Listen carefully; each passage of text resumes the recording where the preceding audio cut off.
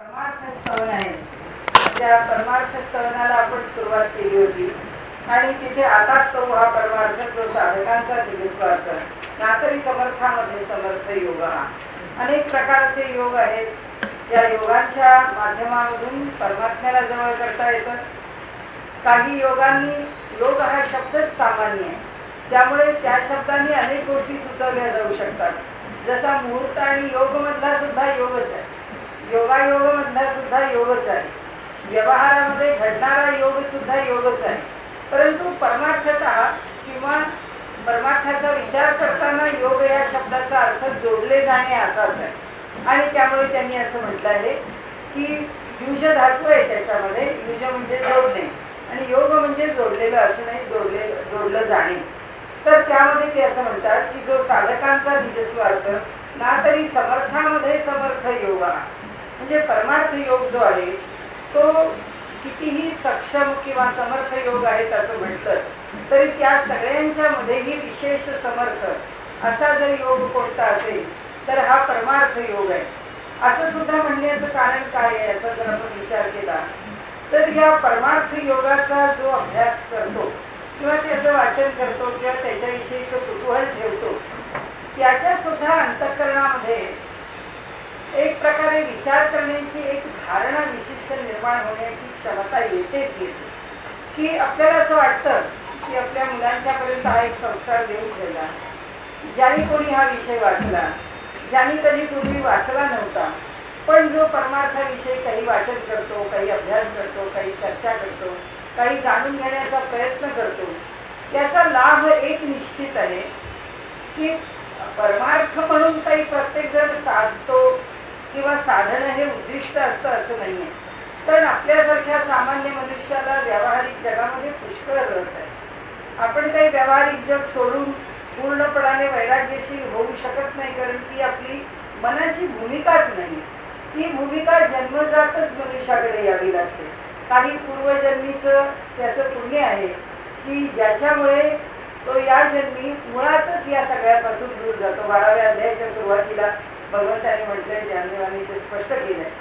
आणि त्यामुळे सामान्य मनुष्याला त्याचे लाभ काय, सामान्य मनुष्याला त्याचे लाभ सांगताना आपण थोडंसं आउट ऑफ द वे जाऊन, म्हणजे आपल्याला त्याचा उपयोग नाही तरी सुद्धा आणि नाही तरी आहे सुद्धा असं म्हणता येईल की आता आज जसं माणसाची बुद्धी विकसित कशी होते किंवा आपल्या मुलांची बुद्धी जर चांगल्या तऱ्हेने विकसित व्हावी असं जर आपल्याला वाटत असलं तर आपण काय करावं हे जेव्हा सांगितलं जातं तेव्हा आजच्या शिक्षण क्षेत्रामध्ये त्यांचं असं म्हणणं आहे की मुलांचा IQ जर वाढवायचा असेल तर म्हणजे पायरीने IQ नंतर EQ आणि मग SQ असं आहे. म्हणजे इंटेलिजन्स क्वोशंट म्हणजे आमचा बुद्ध्यांक, नंतर त्यांनी दुसरा म्हटला EQ इमोशनल क्वोशंट म्हणजे आमचा भावनांक, आणि तिसरा स्पिरिच्युअल क्वोशंट म्हणजे आमचा अध्यात्मांक म्हणा, परमार्थांक म्हणा, आत्मांक म्हणा,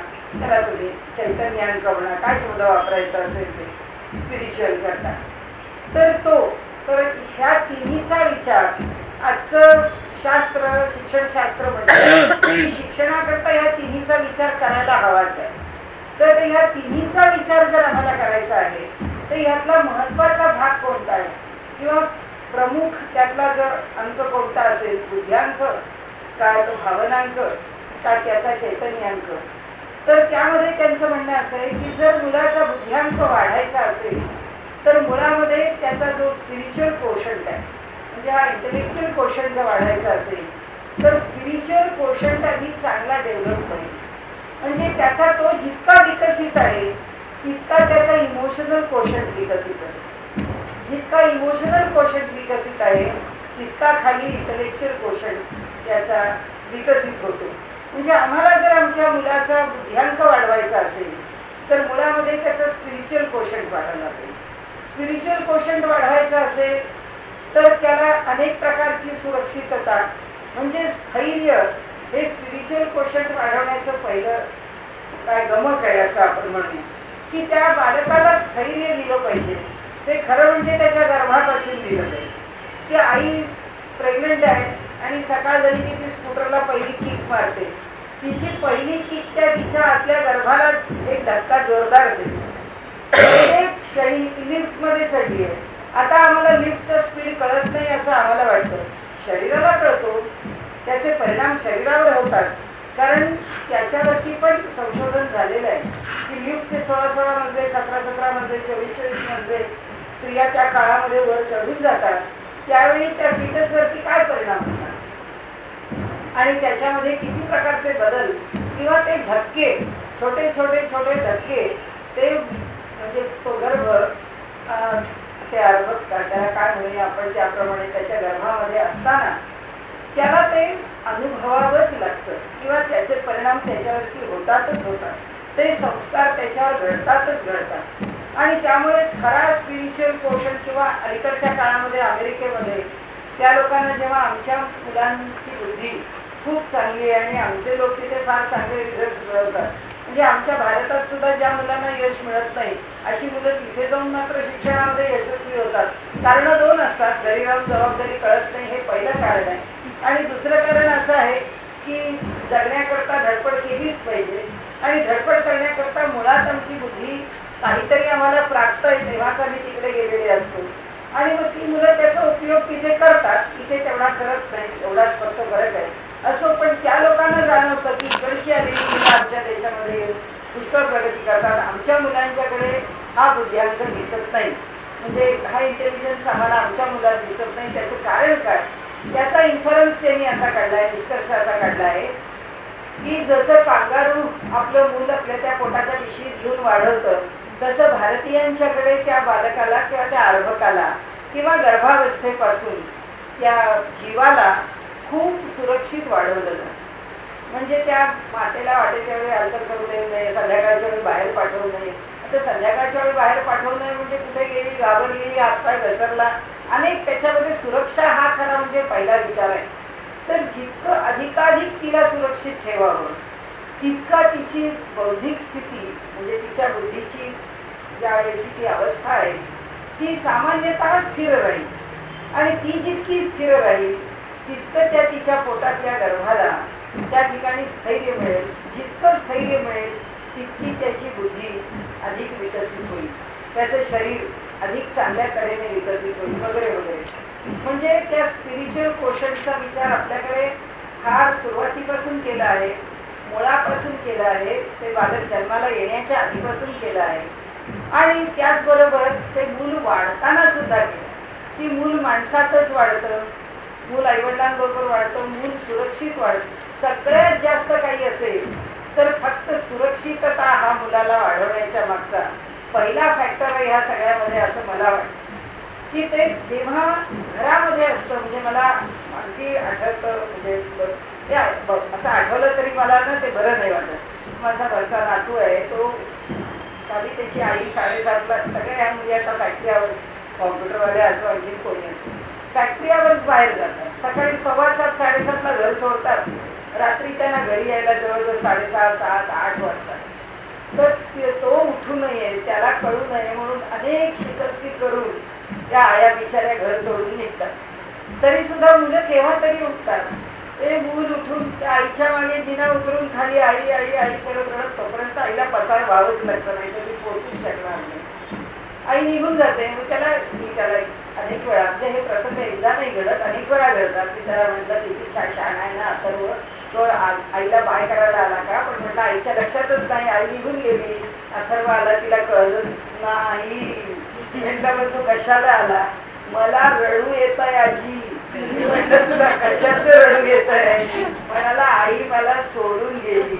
मी म्हटलं अरे आईला जायला लागतं ना, तुला करता आई जाते ना बाहेर, तुला खाऊ आणणार आहे येताना म्हणून ती गेली आहे, तिला खूप लांब जाऊन नाही, ती रोज मला सोडून जाते. मी म्हटलं पण तू किती शहाणा आहेस, तू आजी बरोबर राहतोस. मुळीच नाही, मला माझी आईच पाहिजे. तो किती वर्ष त्या मुलाची डिमांड होती. ती त्या माझ्या सुद्धा म्हटलं आता कशात तुम्हाला पैसे पाहिजे? 2-2 4-4 घरं करता, 50 ठिकाणी इन्व्हेस्टमेंट करतात, नोकऱ्या कशावर करतात? राग त्या मुलाकरता घरामध्ये. नंतर ती मुलं मोठी झाल्यावर करायचं तर काय नोकरी? आणि नाही काकू तुम्हाला वाटतं असं इतकं काही सोपं नाहीये म्हणाली या मुलांना शिकवणं. यांची वर्षाची आत्ताच फी 50,000 70,000 आहे. कुठून आणायची, कुठून शिकवायची? शिकवायचं या मुलांना. पण सांगायचं म्हणजे असं की ज्या मुलांना इतकं चांगलं शिकवायला मिळावं म्हणून ह्या सुद्धा इतके लक्षात पैसे मिळवायला जातात आणि त्यांची पुढची सोय करायचा प्रयत्न करतात. पण त्या मुलाला आता जे हवं आहे तेच त्या देऊ शकत नाही. मी तुम्हाला गंमत सांगते की ते त्यांचं ऐकल्यानंतर मात्र मी ठरवलं होतं म्हटलं हा जिथपर्यंत आपल्याकडे येतो तिथपर्यंत त्याला जास्तीत जास्त आपण आपल्या सहवासामध्ये ठेवायचं. जरी काय स्वयंपाकाचा नाही काही.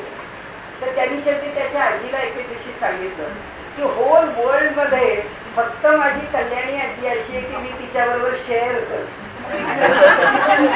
शेअरिंग फक्त मी तिच्या काय शेअर करणार आहे हा 4 वर्षाचा मुलगा त्याची काय सिक्रेट्स आहेत. पण तुझे बारातीच माझी जाऊ म्हणाली म्हणजे त्याची आजी किंवा मी बघ कल्याणी कसं आहे मुलांचं. ह्या मुलांना आई पाहिजे आहे आणि त्यांना फार तीव्रतेने आई पाहिजे ते त्यांना सांगायला कळत नाही. पण ते अशा वेगळ्या वेगळ्या वेगळ्या वेगळ्या प्रकाराने त्यांना जे पाहिजे आहे ते मिळवायचं. पण मुलं खूप दंगेखोर होतात, मुलं खूप ऐकत नाही, मुलं खूप हट्टी होतात, मुलं खूप रिलेटिव्ह होतात. फार मुलांच्याकडे बंडखोरपणा चमत्कारिक आहे. आताच्या मुलांना समजावता अवघड आहे. त्या सगळ्यामध्ये मला एकच वाटतं की त्यांना जे लहानपणापासून आई आहे म्हणजे मी सुरक्षित आहे, तिने घरात काही करू दे पण या घरात मी कुठेही खेळत असतो तर या घरात आई हाक मारली की आई आहे, हे जे मुलांना हवं असतं ना अवघड आहे. आता मुलांना सगळं मिळणं आपण काही आयांना दोष देऊ शकत नाही, मुलांना दोष देऊ शकत नाही. पण यांना जे म्हणायचं आहे ना की आमच्या मुलांचा जो बुद्ध्यांक वाढावा आणि मुलांनी चांगलं व्हावं, मुलांच्याकडे चांगल्या गुणांचा विकास व्हावा तर खरं म्हणजे मुलांना आई मिळालीच पाहिजे. त्यांच्या त्या वयाच्या 5व्या वर्षापर्यंत आई मिळाली पाहिजे. आणि याच्याकरता माझ्याकडून मला करायची तेवढी धडपड मी आजही करते, पूर्वी करत होते की बायकांना जे वर्किंग आवर्स आहेत माझा एकच त्याच्यावरती म्हणजे JRD टाटांच्या इथे टाटा इन्स्टिट्यूटमध्ये आणि त्यांच्या स्त्रियांच्या विंगमध्ये जेव्हा कार्यक्रम होते तेव्हा त्यांच्यासमोर सुद्धा मी हा विषय मांडला की म्हणतं आपल्यासारख्या इंडस्ट्रीच्या मध्ये असणारी जी मोठी माणसं आहेत ज्यांच्या शब्दाला किंमत आहे, जसा मॅन आवर आला या इंडस्ट्रीमध्ये तसा वुमन आवर का डिफाईन करत नाही. वुमन आवर डिफाईन झाला पाहिजे की बायकांनी किती वेळ घराच्या बाहेर नोकरी करता जायचं, कोणता वेळ नोकरी करता जायचं आणि त्यांना त्या काळाकरता किती पैसे द्यायचे. याची कंपॅरिझन तुम्ही पुरुषाच्या तासाशी करू नका.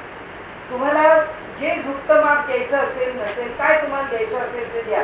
त्याचा त्या क्षेत्रातला स्त्रियांचा एक्सपर्टाईज वापरा, त्या क्षेत्रातला पुरुषांचा एक्सपर्टाईज वापरा. तुम्ही काही करा आणि तुम्ही निश्चित करा पण वुमन आवर तुम्हाला डिसाईड करावाच नाही. त्याची निश्चिती करावी लागेल की स्त्रियांच्या एका तासाच्या कामाची बाहेर जाऊन केलेल्या काय किंमत आहे आणि त्यांनी त्या कोणत्या काळामध्ये किती वेळ आणि प्रत्येक स्त्रीनी बाहेर किती वेळ काम करायचं. फॅक्टरी आवर्स एक पुरुष 8-9 तास काम करू शकेल, एक स्त्री 8-9 तास काम करून तिचा प्रपंच सांभाळू शकत नाही.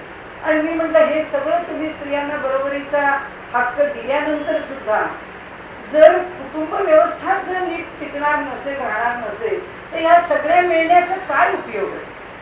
म्हणजे स्त्रीचं तुम्ही स्त्रीत्व हरवणार, कुटुंबाचं कुटुंब पण त्याच्यातलं वातावरण घालवणार, मुलांच्या बालपणाचा आनंद घालवणार. तर सगळ्या सिरियल्स मध्ये रोज बघतो एक मुलगा आपली तक्रार करत असतो माझं बालपण हरवलं, माझं बालपण गेलं, मला अमृत मिळालं नाही, मला पैसे मिळाले आणि कल्पनेतली घरं त्या ह्याच्यामध्ये उभी करतात. हे आज मिळणं अवघड आहे दिवसेंदिवस. आणि त्यामुळे त्यांना जे म्हणायचं आहे ना हा समर्थामध्ये समर्थ योग आहे. हा जो योग आहे हा योग प्रत्येकाला अनुभवायला मिळालाच पाहिजे.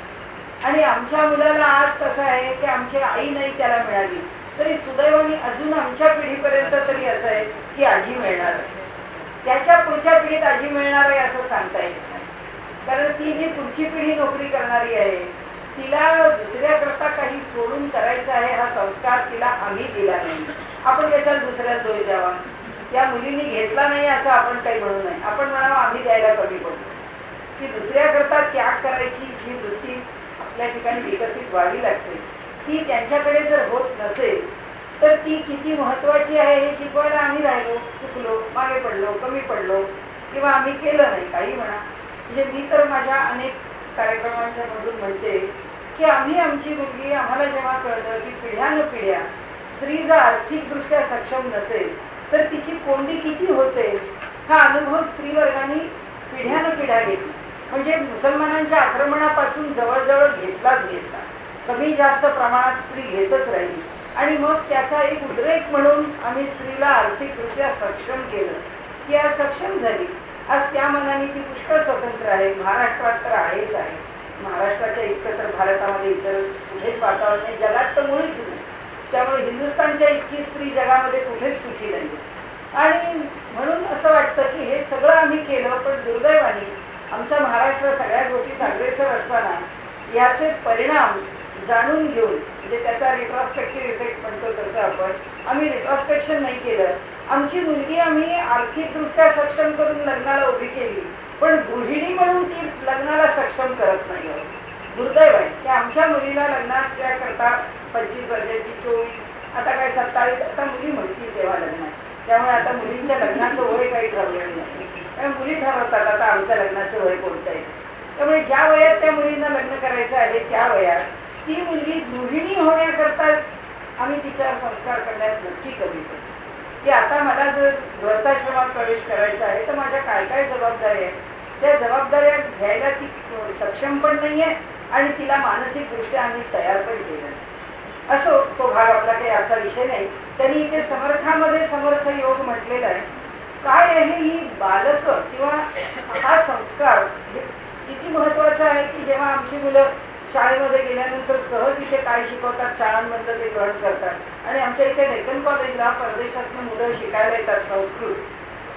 ती येतात त्यांना म्हणून पहिल्यांदाच सगळं सांगावं लागतं. हे सुद्धा आपल्याला आश्चर्य. पहिल्यांदा सांगावं लागतं की बाकावर बसा, म्हणजे त्या बेंचाच्या इथे समोरच्या डेस्कच्या खाली बसा. ते बाकावर बसतात. ते हातामध्ये खायचे पदार्थ घेऊन येतात. तेवढ्या त्या 45 मिनिटाच्या तासामध्ये पुन्हा बाहेर खायचे पदार्थ घ्यायला जातात आणि वर्गामध्ये बसलेले असताना आता काय जो सिलेबस ठरवलेला आहे त्याच्यामध्ये ते जे काही शिकायला जे काही शिकवायचं तो शिक्षक ठरवतो. तुम्ही काय शिकायला आला, त्यातलं मी किती लेक्चर्समध्ये हे डिव्हिजन करणार आहे त्याच्या मनात ते डिमांड करतात की आज आम्हाला हे शिकवा. आणि त्यांच्या गप्पा, त्यांचं बसणं, त्यांची बेशिस्त, हे सगळं बघितलं की त्यांच्याशी जेव्हा आपण डायलॉग करतो तेव्हा लक्षात येतं की ती मुलं एकाग्र होऊ शकत नाही. त्यांना एकाग्र होणं हीच मोठी अडचण आहे. आणि आता दुर्दैव असं आहे तर आपल्या पण मुलांना अडचण. आता आपली मुलं आपल्याला सांगतात की म्हणजे मॉडर्न सायकोलॉजी आम्हाला असं सांगते, असं मुलं आपल्याला सांगतात की कुणाचंही कॉन्सन्ट्रेशन 15 मिनिटापेक्षा जास्त वेळ होऊ शकत नाही. त्यामुळे तुमचा शाळेचा तास जर 45 मिनिटं असेल तर आमचं कॉन्सन्ट्रेशन फक्त 15 मिनिटं होऊ शकतं. अरे काय 15 मिनिटं कसं तुमचं जर कॉन्सन्ट्रेशन कुठलं मॉडर्न सायकोलॉजी आम्हाला माहित नाही. म्हणजे तुमची एकाग्रता किती वाढवत न्यायची, त्यांनी तुमचं सामर्थ्य वाढत जातं. ही आमची थिअरी कुठे आणि यांची थिअरी अशी की 15 मिनिटं कॉन्सन्ट्रेशन होतं तर 10 मिनिटं शिकवा आणि मग बाकीचा वेळ काय करा आणि तुम्ही काय शिकवून घ्या. तुमच्याकडे म्हणजे आपल्याकडे विचार करण्याची पद्धतच वेगळी आहे. आपल्याकडे असं आहे 24 वर्षापर्यंत ब्रह्मचारी आश्रम आहे, तोपर्यंत शिक्षण आहे. जोपर्यंत शिक्षणाचा काळ आहे तोपर्यंत मुलांनी अधिकाधिक ग्रहण करून घ्यावं, कारण त्याच काळात त्याला ग्रहण करणं शक्य आहे. आता सगळ्या शिक्षण पद्धतीकडे त्या मुलांच्या सगळ्या त्यांना मिळणाऱ्या सगळ्या सुखसोयींकडे पाहता ही विद्यार्थी दशा ही ज्ञानग्रहणाकरता आहे असं आपल्याला क्वचितच पाहायला मिळेल. त्यामुळे आता आम्ही बदलत चाललो. मग आता आम्ही असे बदलल्यानंतर म्हणजे मला असं अजून पण आठवतं आमच्या मुंबईला जे सगळीदासच्या शाळेतल्या आमच्या बाई होते त्या आम्हाला नेहमी म्हणायच्या, अगं मुलीनं आमच्या वेळी एकाग्र होऊन अभ्यास करणं आम्हाला फार सोपं होतं, तुमच्या वेळी बाहेरची आकर्षणं पुष्कळ वाढली असं त्यांनी म्हटलं तरी सुद्धा त्या मानाने काहीच नव्हती. आजच्या मुलांची परिस्थिती बघितली तर ह्या मुलांनी अभ्यास करावा कसा, म्हणजे हे एक काही विशिष्ट संस्कार त्या काळामध्ये मुलांवर झाले पाहिजे. असं आहे तुम्ही ईश्वरवाद माना, तुम्ही आस्तिक असा, तुम्ही नसा, त्या परमार्थाचं मोठेपण तुम्ही मान्य करा न करा, पण एक निश्चित आहे. आता पुढे नरदेहाचं स्तवनच आहे, मनुष्याला मिळालेला मानवाचा देह दुर्लभ आहे. नास्तिकवादी मनुष्यानी पुनर्जन्माचा विचार नाही केला तरी चालेल, आपल्या कोणावरती जुलूम जबरदस्ती जोरा नाही. आमचं काय आग्रह नाही तुम्ही पुढचा जन्म मान्य करा म्हणून, पण हा जन्म तर सुखाने जगायचा आहे की नाही, हा जन्म तर चांगल्या तऱ्हेने घालवायचा, त्याच्याकरता जे पाहिजे तेवढं तर आपल्याला करावंच लागेल. त्यामुळे तेवढ्या करता सुद्धा याची आवश्यकता आहे. आणि म्हणून ईश्वरवाद मान्य असो की नसो, पण परमार्थवाद मान्य करावाच नाही. म्हणजे माणसाचा बुद्ध्यांक वाढवण्याकरता, मुलाचा इमोशनल पोषण वाढवण्याकरता, जसं श्रीराम लागूंनी सांगितलं की म्हणाले की ईश्वराला तुम्ही म्हणजे ईश्वराला रिटायर करा, त्या ईश्वराची आता गरज काय आहे.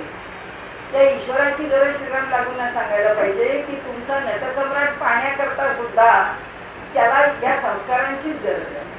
कारण ते म्हणाले की हा कुठलाच संस्कार गरज नाही. त्यांच्या म्हणण्याप्रमाणे खडकावर बी टाकावं आणि खडकावर टाकलेलं बी सुद्धा रुजतं, पण ते वेडवाकडं वाढू शकतं.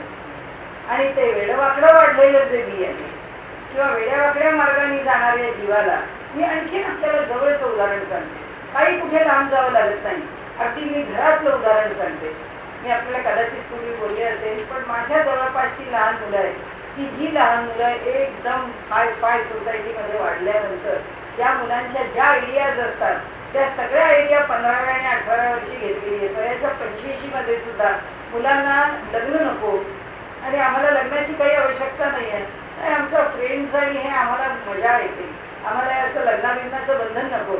27-28 वर्षाचा मुलगा झाला तर माझ्या घरातल्या नातेवाईकांना फार वाईट, माझी जवळची नणंदच आहेत त्या म्हणायच्या, अगो कल्याणी हे बसवायचं या मुलांचं, काय या मुलांच्या आयडियाज आहेत.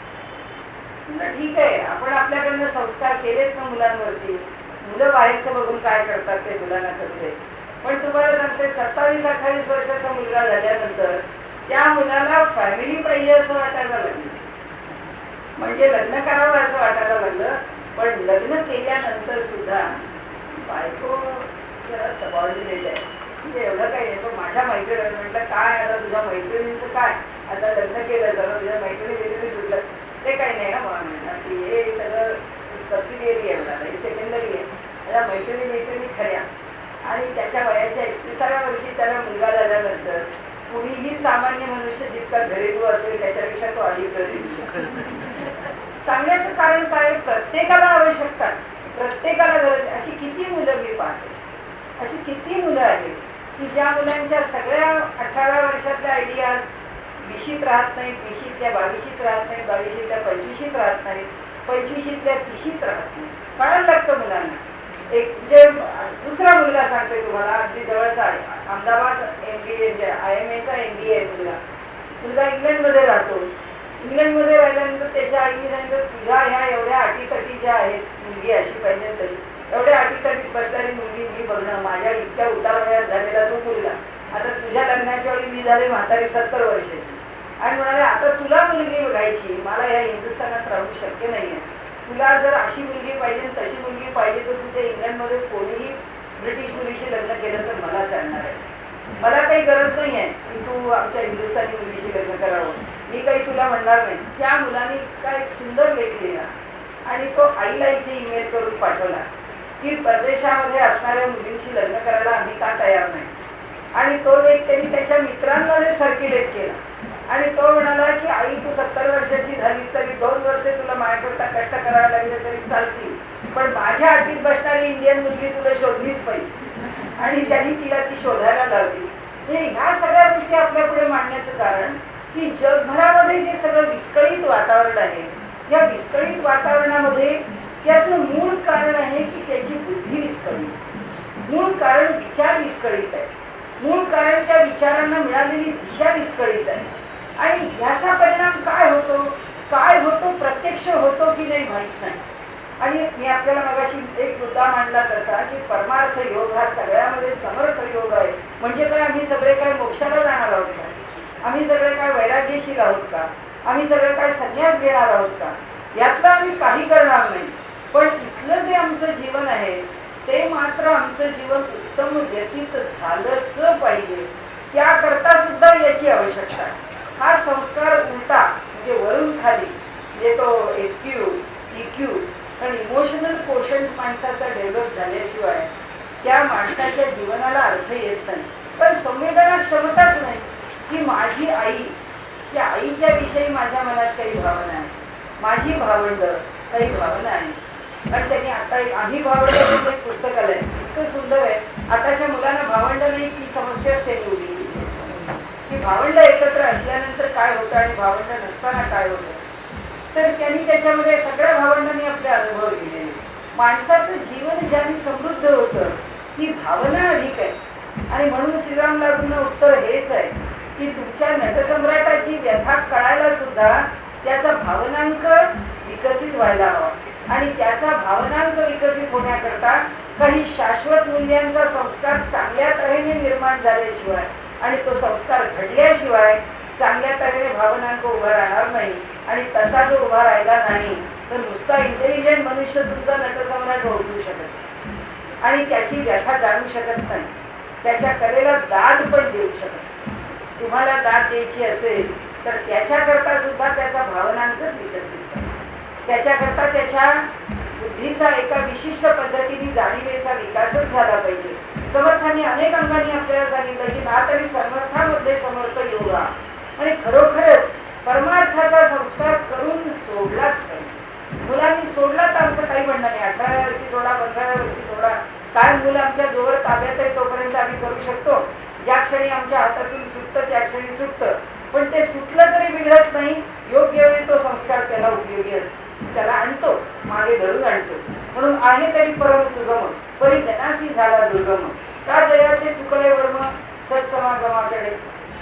म्हणाले वर्म काय चुकलं, आम्ही चांगल्याचा समागम सोडला, आम्ही सगळ्यांनी सोडला, आमच्या समाजाने सोडला, आमच्या विचारांनी सोडला, आमच्या जीवन पद्धतीने सोडला. आमची जीवन पद्धती असं म्हणते काय म्हणजे आपली मुलं काय, घरातली किंवा काही इतर जण सुद्धा काय, किंवा कल्पना काय, आनंदाच्या कल्पना काय बदलल्या, सगळ्या बदलल्या. की एकमेकांच्या घरी जावं, चांगलं जेवावं वगैरे वगैरे, हे सगळं घरी कोण जेवतो आता, हॉटेल असं कोण जेवतो आता, त्याला पार्टीजच पाहिजे, असं कुठे आहे आता. तरुण मुलांना तर पबजच पाहिजे. म्हणजे हे सगळं बदलत चाललं. म्हणजे हा जो संत समागम आहे किंवा सात्विकतेचा वैयक्तिक पातळीवरती आनंद घेण्याकरता माणसाला त्याचा सामाजिक पातळीवरती पण आनंद घेता यावा. सामाजिक पातळीवरती जेव्हा सात्विकता प्रतिष्ठा पावते तेव्हाच वैयक्तिक पातळीवरती ती अधिक विकसित होऊ शकते. आमच्याकडे सामाजिक पातळीवरती आम्ही तिला जसा धुवा उडवणं म्हणतो तसं आम्ही तिला धुळकावून लावलंय. आणि म्हणून ते सांगतात की एकच गोष्ट आम्ही सोडली ती म्हणजे संत समागम. याचा अर्थ चांगल्या विषयीची ओढ आम्ही आमच्या समाजातून, आमच्या घरातून आम्ही काढून टाकली. आकाशमार्गी गुप्त पंथ, आकाशमार्ग म्हणजे हृदयाकाश. या हृदयाकाशामध्ये आमच्याकरता अत्यंत गूढ आहे असं त्यांनी म्हटलंय. गुप्त जाणती योगी हे समर्थ. आता या परमार्थाचं एक वैशिष्ट्य त्यांनी इथे सांगितलं की परमार्थ कसा करावा, परमार्थ कसा होतो. त्यांनी सांगितलं खरं म्हणजे परमार्थाकरता कुठंच जावं लागत. तो परमात्मा आमच्या हृदयातच आहे. त्यामुळे जो हृदयात निवास करून आहे त्यालाच आम्हाला ओळखायचं. त्यामुळे जो हृदय निवासी परमात्मा आहे त्याला आम्ही ओळखावं, की हे खरं परमार्थाचं स्वरूप. पण हृदयाचा परमात्मा कसा ओळखायचा हे आम्हाला माहिती नाही. आम्ही त्याला कसा ओळखायचा हे समजू शकत नाही. म्हणून त्याला आम्ही बाहेर आणला, म्हणून त्याला आम्ही राम केला, म्हणून त्याला आम्ही कृष्ण केला, म्हणून त्याला आम्ही नरसिंह केला, म्हणून त्याला आम्ही अनेक रूपं दिली. की हृदयात नाही पाहता येत तर बाहेर पाहावा. म्हणून उपनिषदांनी पण सांगितलं की ज्याला आधी आत पाहता येईल त्याने आतच पाहण्याचा प्रयत्न करावा. पण ज्याला तो आत पाहता येत नाही त्यांनी त्याला बाहेर पाहावं. म्हणजे आकाशमार्गी गुप्तपंथ जाणती योगी हे समर्थ. इतराचा हा गुह्यार्थ सहसा न करे. म्हणजे ज्यांना हे समजलं आहे, अंतर्मुख होणं समजलं आहे, ज्यांचा अंतरंगाचा प्रवास सुरू झाला आहे, जे अंतर्यामी स्थिर होऊ शकतात, याच योग्यांना हा मार्ग समजेल. इतरांना हा गुह्यार्थ सहसा न कळेल. इतर म्हणाले त्या हृदयापर्यंत कसं पोचावं आणि त्या परमार्थाची कशी गाठ घ्यावी हे जाणण्याला जरा ते सक्षम नाहीये. तपास नाही साराचे निजसार अखंड अक्षय अपार निघून सकती तस्कर काही केलं. म्हणाले हा परमार्थ कसा आहे तो साराचं पण सार. म्हणजे इंग्रजीमध्ये ज्याला आपण क्विंटिसेन्स म्हणतो की साराचं पण तो सार आहे. आणि म्हणून ते म्हणतात अखंड अक्षय अपार नेऊन शकती तस्कर पाणी केल्या. अरे अखंड आहे आणि खरंच एक लक्षावधी वर्ष झाली, कोट्यावधी वर्ष झाली, तरी सुद्धा लोक या मार्गाने चालतायत आणि या मार्गावरती चालताना प्राप्त करून घेत आहेत, आनंद मिळवत आहेत, आहे त्या स्थितीपासून पुढे जात आहेत. ज्याला त्याला जे ते जिथे जसं प्राप्त व्हायचं आहे त्याच्या अधिकार भेदाने ते त्याला प्राप्त होत आहे. नेऊन सकती तस्कर काही केले. जशी आपल्याकडे सुभाषित आहेत ना की बुद्धी हे धन असं आहे की जे कोणाला चोरता येत नाही, जे दिल्याने वाढतं.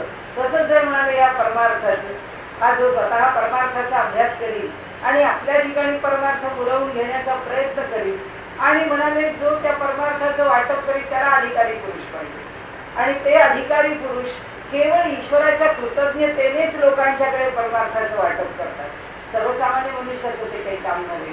आणि त्यामुळे ते म्हणतात की आम्ही जो परमार्थ करतो किंवा जे आम्हाला मिळालंय, आमच्याकडे समाधान मिळालेलं आहे, आम्हाला ते समाधान तुला कसं मिळेल हे सांगायचं काम आपण करू शकतो. किंवा मला हे केल्याने बरं वाटलं, तुला बरं वाटतं का पहा, एवढं सांगू शकतो.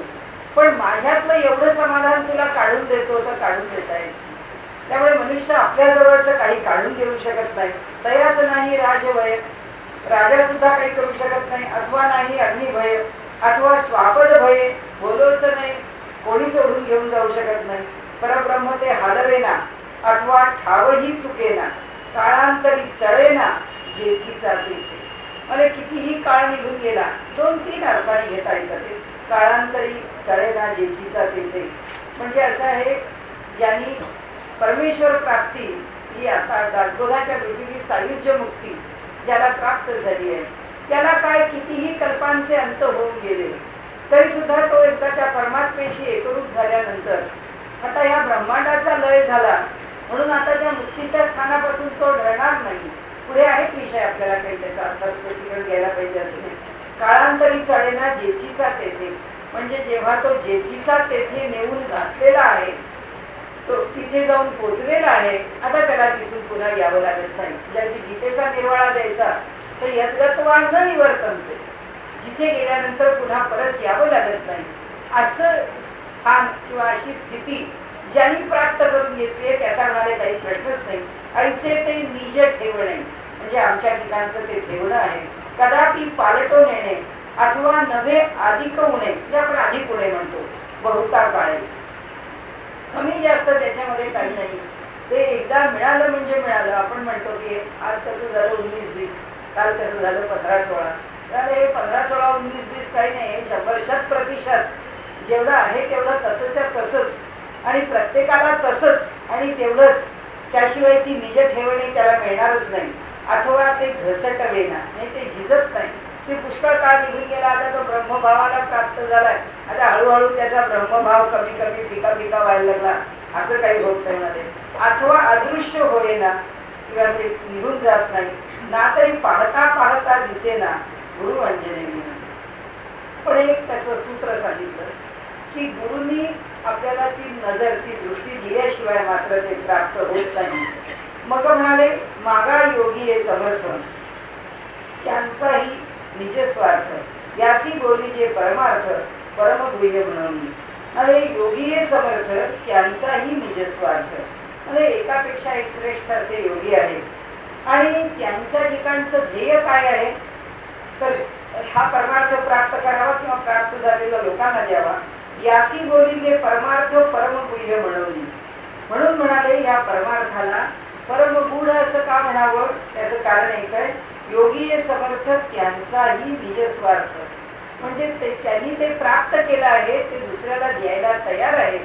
ते गुरु अंजना मिळत नाही म्हणजे कुणीतरी दिल्याशिवाय ते ज्ञान प्राप्त होत नाही हे जसं खरं, ते सुद्धा त्या गुरुमुखातूनच ऐकावं लागतं, त्या सद्गुरूकडूनच समजून घ्यावं लागतं. परमार्थ परमगुह्य म्हणून तो परमगुह्य आहे का, त्याचं कारण असं आहे की ग्रंथांतरी पुष्कळ लिहिले, ग्रंथ पुष्कळ वाचले, पण ग्रंथ वाचले म्हणून मनुष्याला प्रत्यक्षामध्ये आकलन होतं असं नाही. कुणाच्या तरी कडून त्याविषयी आपल्याला समजून घेतलं तरच तो विषय आपल्याला आकलनाचा होतो. आता कसा आपण तो विषय सांगावा. एक योग मार्ग आहे. तर योग मार्गामध्ये गुरु केले आणि गुरुनी त्याला या पद्धतीने साधन कर असं सांगितलं. त्या पद्धतीने तो साधन करू लागला. त्याच्या साधनामध्ये काही अंतर आहे, म्हणजे काही अडचणी निर्माण झाल्या. त्या अडचणींचं निराकरण करण्याकरता त्याचे गुरु सांगतात, बाबा तुझा योग इथे चुकतोय, तो तुला दुरुस्त करून देतो, तू पुढे चल. हे योग मार्गाचं आहे. भक्ती मार्गामध्ये मनुष्य सांगतो की माझं मन लागत नाही, माझं मन एकाग्र होत नाही. पण गुरु त्याला मंत्र देतात. गुरु मंत्र दिल्यानंतर म्हणतात की गुरुमंत्राचा जो जप आहे एका जागेवर बस, मन स्थिर कर आणि त्या मंत्राचा जप कर. काय लाभ होईल? त्याच्या मागे भावना अशीच आहे किंवा भूमिका अशीच आहे. ती जी गुरुपरंपरा आहे त्या गुरुपरंपरेचं बळ किंवा आशीर्वाद याच्या साधनेच्या मागे उभा राहतोच राहतो. आणि म्हणून आपल्याकडे महाराष्ट्रात वारकरी संप्रदायामध्ये बोलायची पद्धती आहे की निगुरा राहू नकोस. निगुरा म्हणजे गुरु केल्याशिवाय राहू नको. गुरु कशा करता कर? गुरु या करता कर की त्या गुरुपरंपरेचं बळ तुझ्या साधनेला लागेल आणि साधना करताना तू इकडे तिकडे जाणार नाही. त्यामुळे परमार्थ परम गुह्य आहे हे आपल्या पातळीवर तरी आपल्याला वाटत नाही. त्याचं कारण असे, आपण काय इतके परमार्थात फार शेवटच्या टोकाला जाणारे अधिकारी होणार नाही. त्याचा आपला सामान्य पातळीवरचा अभ्यास आपण करू, तोपर्यंत अडचणी फार येणार नाही. पण जेव्हा मात्र अभ्यासाला एक नेमकेपण येईल आणि जेव्हा त्या फलाच्या तो अधिकाधिक जवळ जाईल, त्यावेळी मात्र आपल्या बृहदारण्यक उपनिषदामध्ये असं म्हटलंय की इंद्र जो आहे तो फार घाबरतो. कारण आम्ही सगळी कुणाची प्रजा आहोत? त्या इंद्राची प्रजा. तर त्या इंद्राला असं वाटतं की अरे आता याला कायम जन्माला घालणं, पुन्हा आणणं हा सगळा माझ्या ताब्यातला होता आणि आता हा माझ्या ताब्यात असलेला जो जीव आहे आता तो मला सोडून जायला लागला. कारण तो ईश्वराधीन होतो. तो ईश्वराधीन होतोय म्हणजे माझ्या सत्तेमधून आता हा सुटणार आहे. तर माझ्या सत्तेतून हा न सुटावा म्हणून तो अनेक प्रकारे इंद्रजाल पसरतो आपल्यावर, त्याचं जाळ पसरतो आपल्यावरती आणि मग तो आपल्याला कुठे ना कुठेतरी अडकवण्याचा प्रयत्न करतो. सामान्य माणसाला अडकवत नाही कारण त्याचं काहीच त्याला भय नाही. एवढं काय करायचं ते करू दे, काय करणार आहे कुठे, पुन्हा माझ्याच ठिकाणी आहे.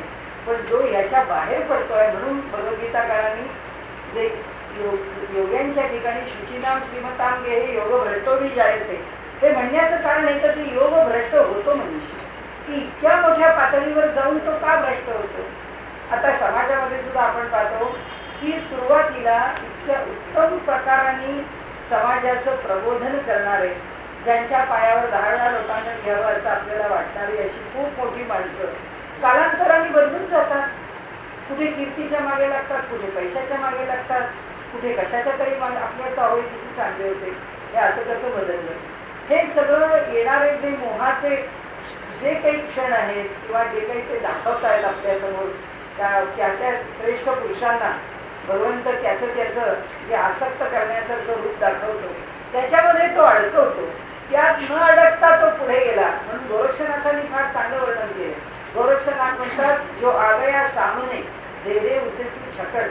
ते म्हणतात, जे जे तुझ्या समोर कोणत्याही रूपामध्ये येऊन उभं राहील त्याला बाजूला कर आणि पुढे चालत राहा, कुठं थांबू नकोस. काही वाटेवरती थांबा आला.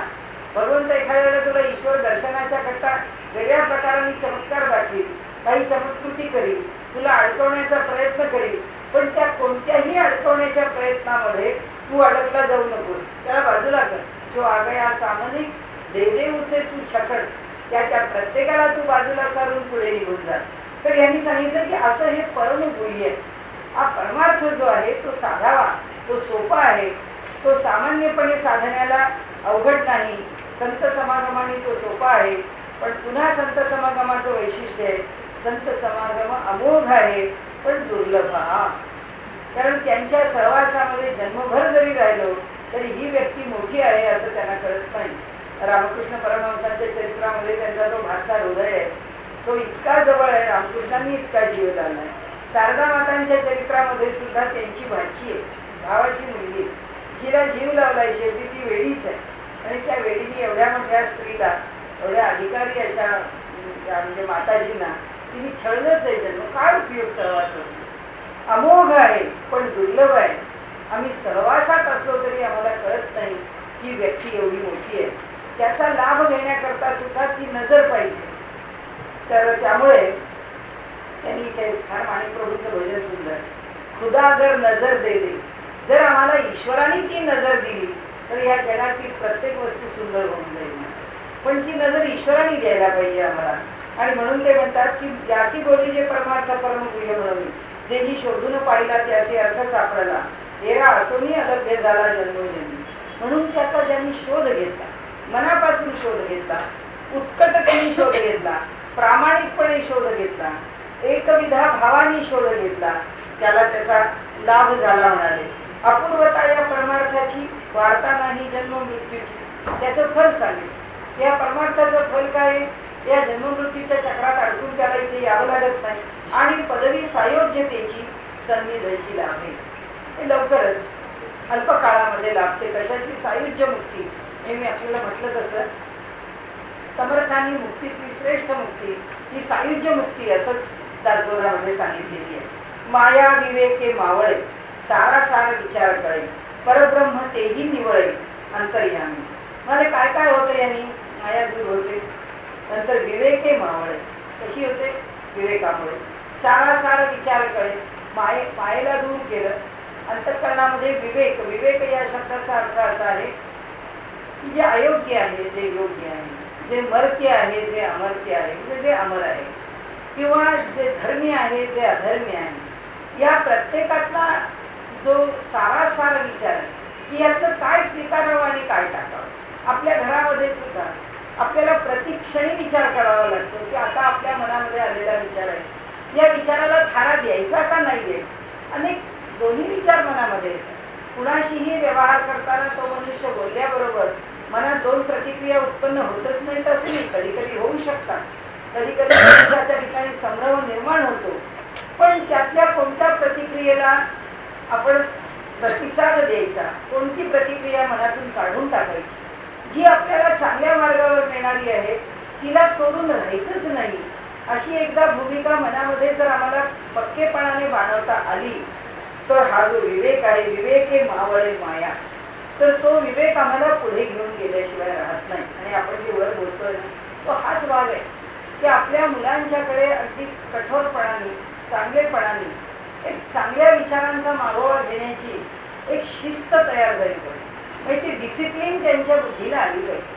ती डिसिप्लिन आम्ही मुलांना दिली पाहिजे. हे माया विवेक ह्या सगळ्या गोष्टी तुम्ही सोडून द्या, पण व्यवहाराच्या पातळीवरती मनुष्य सक्षम झालाच पाहिजे. सारासार विचार करेल, योग्य आणि अयोग्य विचार आम्हाला समजलेच पाहिजे. जे अयोग्य आहे त्याचा त्याग करण्याकरता आम्ही प्रयत्नशील झालंच पाहिजे. आमचं सगळ्यांचं मन काही सारखं नाही, आमच्या सगळ्यांचे संस्कार काही सारखे नाही. एखाद्याला ही धडपड करावी पण लागत नाही. तो उपजतच इतकं सगळं चांगलं घेऊन येतो की त्याला कुठला वाईट विचार, त्याला कुठे त्या वाईट आणि चांगल्याच्या मध्ये जो काही संघर्ष आहे त्याला तोंडच द्यावं लागत नाही. कारण त्याचं मन मुळातच जन्मतः आणि संस्कारांनी असंच विकसित झालेलं असतं की त्याच्या विचारांना वाईट बाजू सहसा स्पर्शत नाही. त्याच्यावरती ईश्वराची कृपा आहे असं म्हणावं.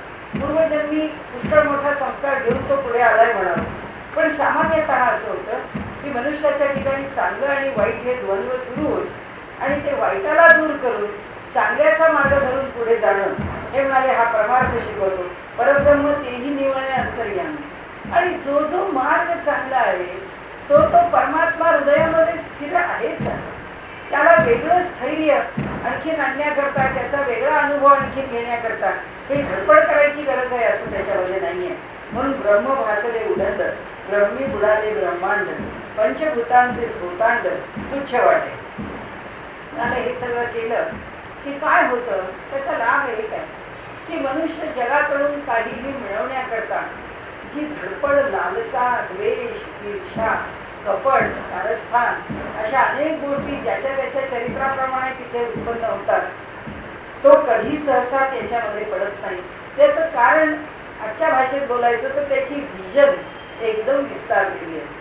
त्याची दृष्टी जी आहे ती एकदम व्यापक असते. ब्रॉड व्हिजन आहे. त्याची दृष्टी म्हणजे विकसित झालेली आहे. त्याच्या दृष्टीच्या टप्प्यात जे येतं त्याची रेंज, त्याचा आवाका फार मोठा आहे. आणि फार मोठ्या आवाक्यानेच तो या जगाकडे पाहतो आणि त्यामुळे या लहान गोष्टीमध्ये तो रमू शकत नाही. आणि म्हणून ते म्हणाले ब्रह्मी बुडाले ब्रह्मांड, हे सगळं ब्रह्मांड जे आहे ते त्या ब्रह्मामध्ये बुडून जातं. म्हणजे याचा अर्थ असा की एका चांगल्या विचारामध्ये बाकीचं सगळं जे आहे ते बुडवून टाकण्याचं सामर्थ्य म्हणाले याच्यामध्ये आहे. पंचभूतांचे थोटांड तुच्छ वाटे. आणि म्हणून म्हणाले त्याला हे सगळं जगामधल्या ज्या मोह करणाऱ्या किंवा मोहात पाडणाऱ्या किंवा मनुष्याला आसक्त करणाऱ्या अशा ज्या वस्तू आहेत त्या वस्तूंच्या पासून ते अनायासे दूर करतात. प्रपंच वाटे लटिका, माया वाटे लापणिका, काल्पनिका आहे वाटतं. शुद्ध आत्मा विवेका अंतर्याला. आणि त्यामुळे आपल्या जीवनामध्ये आपण सरळ मार्गाने जावं, चांगल्या मार्गाने जीवन व्यतीत करावं. या जगामध्ये आपण काही फार काळ राहण्याकरता आलेलो नाही. काय जो थोडा काळ समर्थांचं तर आपण आता गेलं का पुढे लक्षात नाही. त्यांनी म्हटलं की जीवन 2 दिवसाची वस्ती कुठेतरी करा. त्यांनी असं म्हणजे आयुष्य असं काय आहे, जो काय काळ राहायचा आहे तो कुठेही राहावं लागलं तरी राहण्यात काय अडचण आहे. असं आमचं होत नाही. आम्हाला आमची कॉट बदलली तरी झोप येत नाही. त्यामुळे जीवन 2 दिवसाची वस्ती कुठेतरी करावी हे इतकं सोपं नाही.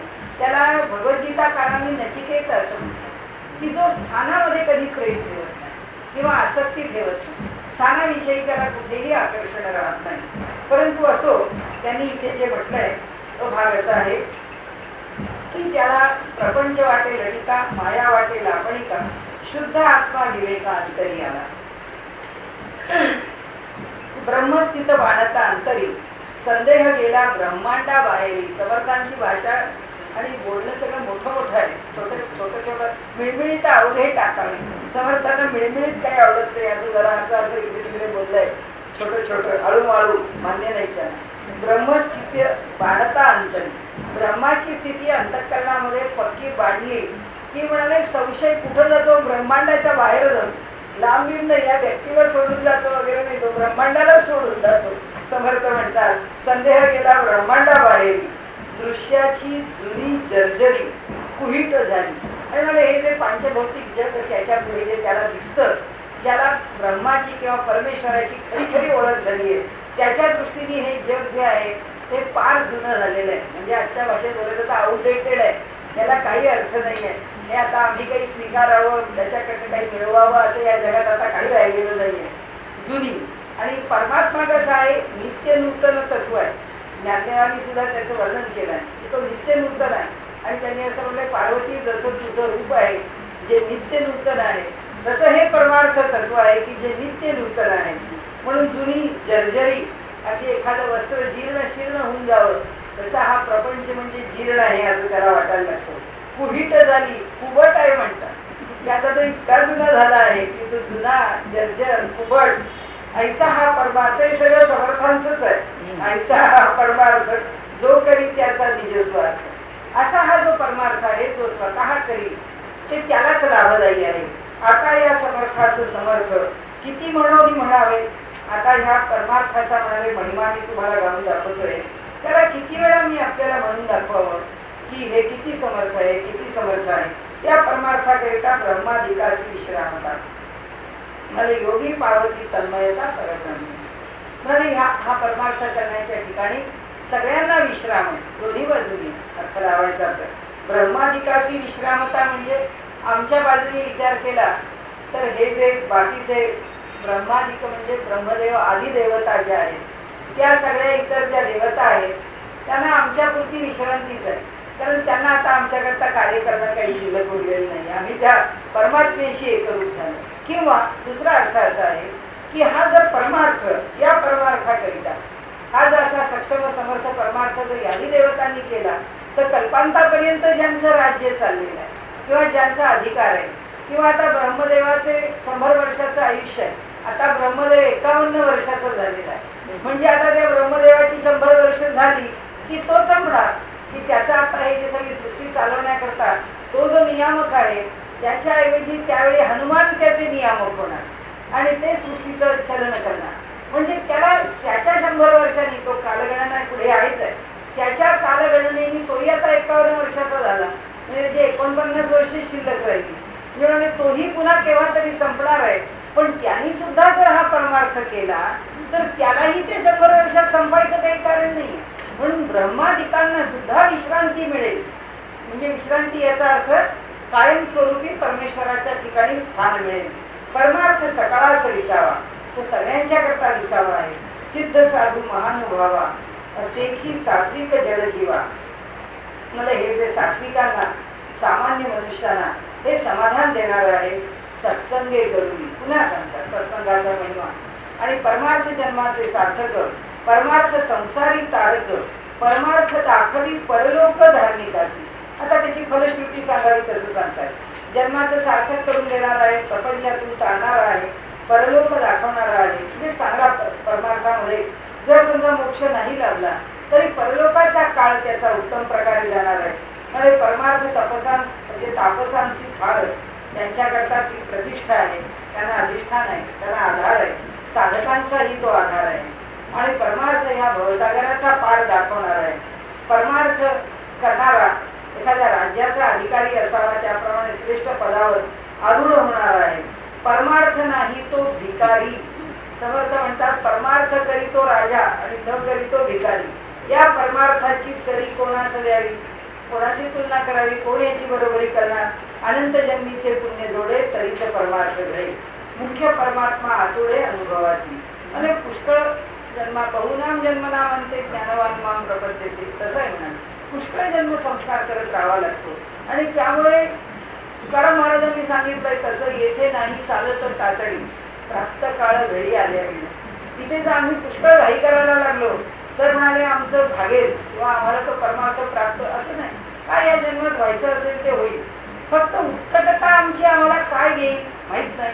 आणि त्यामुळे आम्ही प्रामाणिकपणे आणि उत्कटतेने परमार्थ करावा, पण त्यांनी ह्या जन्मात द्यावा असा आग्रह आपण करू नये. कारण असं आहे, ईश्वराला सगळं कळतं, त्याच्यापर्यंत पोचायचं तर त्याला कळतच आहे त्यांनी आम्हाला काय द्यावं आणि या जन्मात आम्हाला किती मिळावं. त्यामुळे तिथे त्याच्यावर फार संकट घालायचं आपल्याला काही कारण नाही. आणि म्हणून म्हणाले जेथे परमार्थ ओळखिला तेथे जन्म सार्थक केला. म्हणजे ज्यांनी जेणे परमार्थ ओळखिला तेने जन्म सार्थक केला. येर तो पापी जन्मला कुलक्षया कारणे. म्हणाले तो काही खरा नाही. असो भगवत प्राप्ती विण करी संसाराचा शीन. त्या मूर्खाचे मुखा समर्थच बोललं, त्या मूर्खाचे मुखावर वगैरे करूच नाही. म्हणाले भल्याने परमार्थी भरावे, शरीर सार्थक करावे, पूर्वजास उद्धारावे हरिभक्ती करून. आपल्याकडे धारणा आहे की घरामध्ये परमार्थ मार्गाचा एखादा फार मोठा अधिकारी, एखादा संत सत्पुरुष जन्माला आला तर त्याच्या मागच्या 21 पिढ्या, त्याच्या मागच्या पुढच्या 21, त्याच्या पुढच्या 21 पिढ्या, त्या सगळ्यांनाच त्याचे लाभ होतात वगैरे वगैरे. असं मोठं पुण्य आहे. असं म्हणून परमार्थ स्तवन नामाचा त्यांचा जो समास नव्वाचा संपला. आता नरदेहाचं स्तवन आहे. नरदेहाचं स्तवन त्यांनी त्याच करता केलं आहे. 5 मिनिटं. नरदेहाचं स्तवन त्यांनी त्याच करता केलं आहे. आपण मगाचपासून बोलतोय त्याप्रमाणे की एकूण जर अगदी स्टॅटिस्टिकली पाहिलं तरी चान्स व्हेरिएट आहे या ठिकाणी की कसा जन्म मानवाचा यायचा. 84 लक्ष योगी आहे. आणि याच्यामधनं फिरून त्याच्याकरता सुद्धा काही नियम आहे. ते काही आपली योगायोगाने माणूस जन्माला येत नाही माणसाच्या, पण तरी सुद्धा आता हा जो जन्म माणसाचा लाभला यात पुन्हा आपल्याला इतक्या अनुकूलतेने लाभला. हे सगळं जर आपण त्याचे सगळे प्लस प्लस प्लस पॉईंट बघत गेलो तर आपल्याला कळतं की काय आम्ही पुण्य केलं होतं म्हणून हे सगळं आम्हाला इतकं चांगलं प्राप्त झालंय. आता समर्थ म्हणतात आता असा विचार करा की कुठल्या पुण्याने आम्हाला हे प्राप्त झालंय. मग आता जर आम्हाला पुढच्या जन्मात काय घ्यावाच लागणार आहे केव्हा तरी, कारण आम्हाला काही लगेच मोक्ष मिळणार आहे असं नाहीये. मग आम्हाला जर पुन्हा जन्माला यायचं आहे तर देवानी निदान ह्या तरी परिस्थितीत जन्माला घालावा. कारण सगळी परिस्थिती आपण बाहेर बघतो. प्रत्येक वेळी कल्पना केली की असं वाटतं अरे या माणसासारखं जर मला बाहेर जावं तर तुम्हाला जाता येईल का, या माणसासारखं जर त्या घरात राहावं लागलं तर मला राहता येईल का, या माणसाला जे खायला मिळतं हे खाऊन माझं जीवन चालेल का. खूप अवघड आहे. म्हणजे माझ्या घरी कामाला येणारी मुलगी मी सुंदर झाले गेले 15 दिवस मला खरं सांगते त्याचं उत्तर सापडत नाहीये. तर तिचा नवरा तिला इतका त्रास देतो, इतका त्रास देतो की तो चांगला व्हावा याकरता गेले वर्षभर ती इतकी व्रत वैकल्य करते. रोज आपल्या घरी जेवायची ते तिच्या व्रताचा एक भाग म्हणून ती जेवत होती. नुसती अशी खराब झाली तर घरातनं काय बाहेर खायचं नाही, करायला घ्यायचं नाही म्हणून सकाळी काहीतरी खाऊन येणार, ती रात्री घरी गेल्यावर 8 वाजता जेवणार. अशी अशक्त झालेली मुलगी तिला त्रास देण्याकरता त्याच्याच घरात आपल्या घरात ते लोक डिव्हिजन करून राहतात. आपले वाटण्या झालेले तर त्यांनी ह्या घरात ह्या खोलीचं दार आणि ह्या खोलीचं दार या दोन दाराच्या मध्ये तिला चेमटली आणि ती चेमटली, ती खाली पडली तर ती मुलगी 3 तास बेशुद्ध होती. म्हणजे काही कळेच नाही मुलगी पुन्हा शुद्धीवर येणार आहे की. रात्रभर मुलगी बेशुद्ध आहे. आणि दुसऱ्या दिवशी मला त्याच्यात मी थक्क झाले की दुसऱ्या दिवशी मी कामाला आली. मी म्हंटल अगं तू काशी मी ना गप्प गप्प दिसते. तर ती म्हणाली नाही तरी आहे बरी आहे असं केलं. मग मला ती गेल्यानंतर तिची भाची पण आपल्याकडे येते, मुलगी आहे लहान ती कामाला. ती मला म्हणाली वहिनी अहो म्हणे इतका त्रास झाला, काल रात्री आम्ही बर्फन पाणी लावून कोण एक डॉक्टर येईल ना.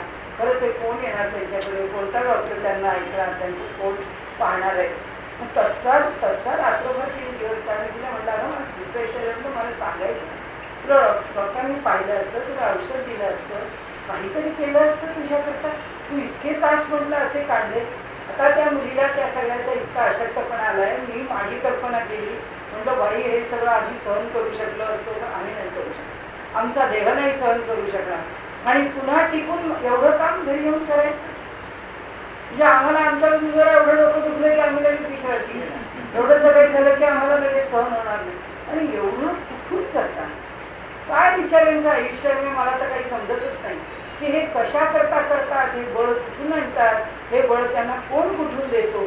असं वाटतं की खरंच जो दिला आहे देवाने आपल्याला देव तो इतका सुखाचा दिला आहे आणि इतकी सुख दिली आहे तरी सुद्धा पुन्हा आमचं बारीक बारीक बारीक बारीक काहीतरी मागे बॅकग्राऊंड म्युझिक चालूच असतं.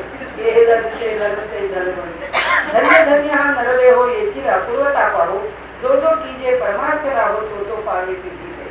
ते असं म्हणतात की ह्या नरदेहाची इथली अपूर्वता पहा, जो जो की जे परमार्थ राहो तो तो पावे सिद्धी दे. एकच आहे याच्यामध्ये, कुठेही म्हणजे आपल्याकडे एकच नियम आहे, जे करू त्याचं फळ नक्कीच आहे. आणि परमात्म्याने त्याचं कुठल्याही चांगल्याचं फळ परमात्म्याने आम्ही एक केलं की 100 नाही तर 1000 नाही तर लाख नाही तर कोटी ठेवलंय. त्यामुळे करावं थोडं पण मिळवावं पुष्कळ असं ह्या क्षेत्राचं मोठं वैशिष्ट्य आहे. आणि म्हणून आपण एकच किंवा 2 ओळी घेऊन आपण थांबूया. या नरदेहाचे लागले ग एक लागले भक्ती संगे, एकी परम वितरागे गिरिकंदरे सेविले.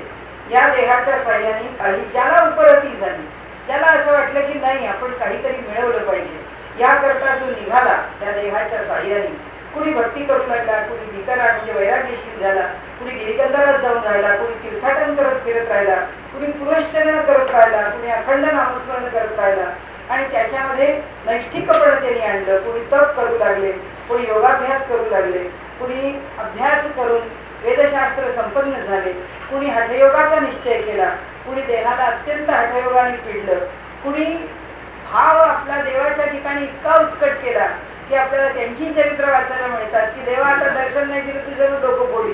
म्हणजे आता यांनी इतका आता ताईपणा केल्यावर देवाला दर्शन द्यावंच लागलं. अशा पण गोष्टी आपण वाचतो. एक महानुभाव विख्यात, एक भक्त झाले ख्यात, एक सिद्ध अकस्मात गगन ओळखती. इतके श्रेष्ठ सिद्ध पुरुष जन्माला आले की ते आकाशामध्ये विहार करू लागले. गगन ओळखती असं म्हटलंय त्यांनी की गगनामध्ये विहार करणारे झाले. अशा प्रकारे एकापेक्षा एक श्रेष्ठ लोकांनी त्या नरदेहाचा लाभ करून घेतला.